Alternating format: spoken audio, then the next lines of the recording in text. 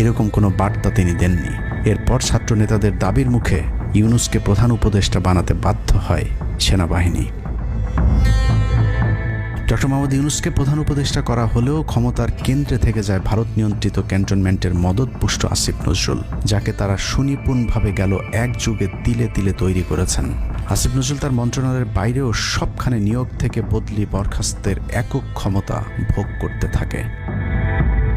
একদিকে সেনাবাহিনীর ছত্রছায়ায় আসিফ নজরুলের হাত ধরে ভারতীয় এজেন্টদেরকে গুরুত্বপূর্ণ সব পদে বসানো হচ্ছিল, অন্যদিকে চলছিল পুরো দেশ দখলের ভয়ঙ্কর ষড়যন্ত্র। কিন্তু ছাত্রদের চাপের মুখে আসিফ নজরুলের পরিবর্তে ডক্টর মোহাম্মদ ইউনূসের প্রধান উপদেষ্টা হবার বিষয়টি কোনোভাবেই মেনে নিতে পারেনি সেনাবাহিনীর ভারতপন্থী অংশটি, যে কারণে 5 তারিখ রাতেই একটি ব্যর্থ সেনাকুয়ের ষড়যন্ত্র করা হয়েছিল।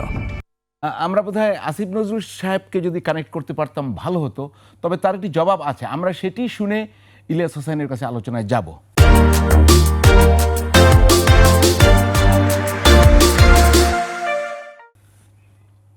সাথে নিয়ে ভারতের দালালদের নিয়ে আমি মিটিং করেছি।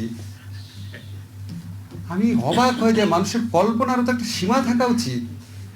3 তারিখে মাহবুব মোর্শেদদের সাথে শহীদ মিনারে সমাবেশ করার পর রাত 9টা পর্যন্ত ছিলাম, বাসায় গিয়েছিলাম।